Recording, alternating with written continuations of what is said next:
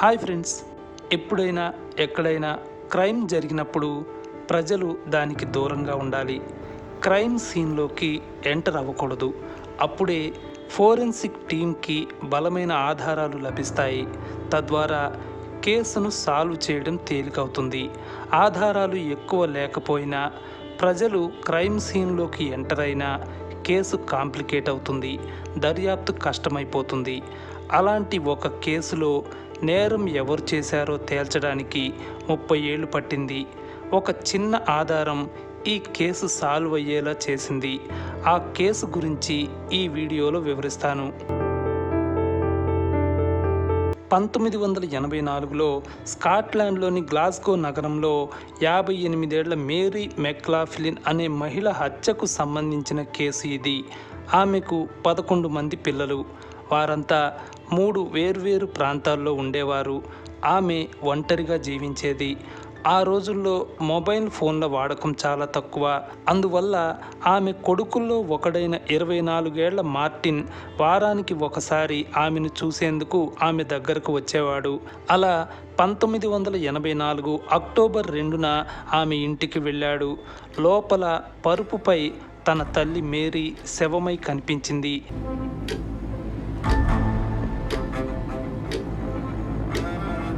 Martin ఇచ్చిన సమాచారంతో పోలీసులు వచ్చి కుళ్ళిపోయిన మృతదేహాన్ని పోస్ట్ మార్టం కోసం తీసుకెళ్లారు. మార్టిన్ ఆమె శవాన్ని కనుక్కున్న రోజుకి 5 రోజుల ముందే, అంటే సెప్టెంబర్ 27, 1984న ఆమె చనిపోయింది అని పోస్ట్ మార్టం రిపోర్ట్ తెలిపింది. అంతేకాదు, ఎవరో ఆమెను గొంతును నొక్కడం వల్ల ఊపిరాడక చనిపోయింది అని రిపోర్ట్ చెప్పింది. ఆమెను ఎవరు చంపారు, ఎందుకు అనేది తేలాల్సిన అంశం. పోలీసుల దర్యాప్తు మొదలైంది. హత్య జరిగిన ముందు రోజు, అంటే సెప్టెంబర్ 26 రాత్రివేళ మేరీ ఓ పబ్లో మద్యం తాగింది. రాత్రి 10:45 పబ్ నుంచి బయలుదేరింది. అక్కడి నుంచి 1 కిలోమీటర్ దూరంలోనే ఆమె ఇల్లు ఉంది. నడుస్తూ బయలుదేరింది. మధ్యలో ఓ షాపులోకి వెళ్ళి చిప్స్, సిగరెట్లు కొనుక్కుంది. తిరిగి నడక ప్రారంభించింది. అప్పుడు ఒక వ్యక్తి ఆమెను ఫాలో అయ్యాడు.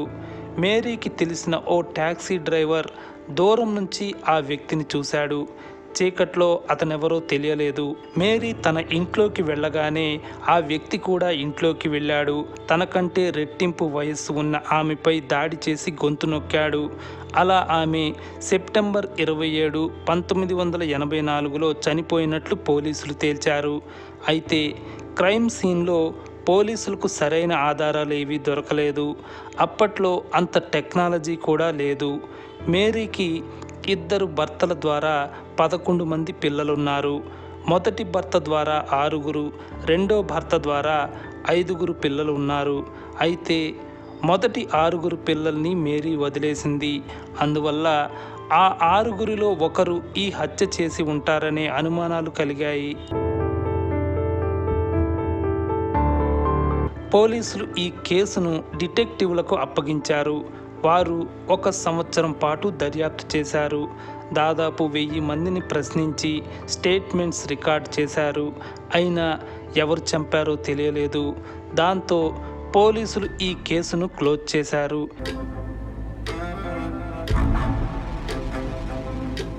1984 నుంచి 2014 వరకు 30 ఏళ్లలో ఈ కేసును 4 సార్లు దర్యాప్తు చేసి వదిలేశారు.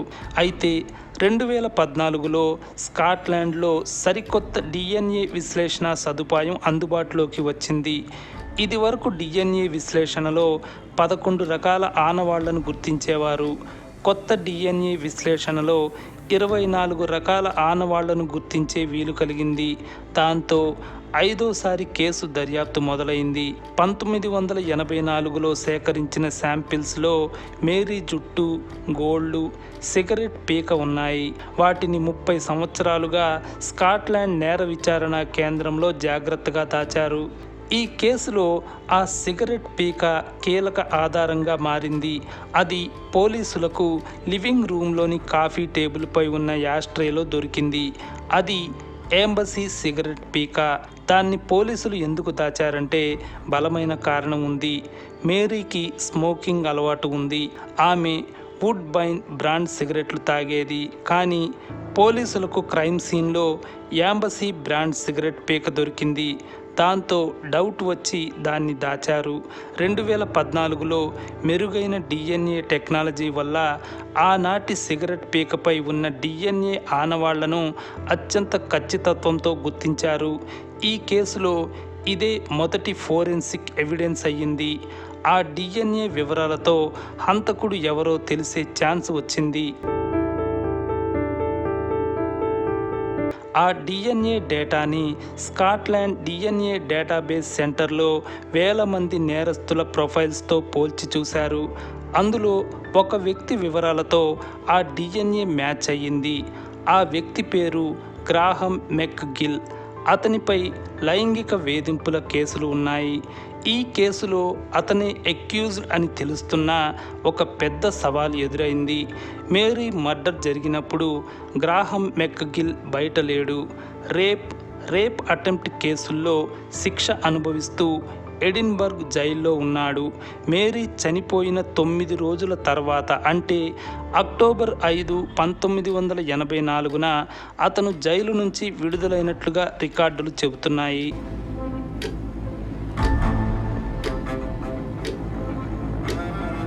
నిందితుడు ఎవరో తెలిసినా అతనే హత్య చేశాడని నిరూపించలేని పరిస్థితి. ఆధారాలు ఉన్నా వాటిని కోర్టులు నమ్మలేని స్థితి.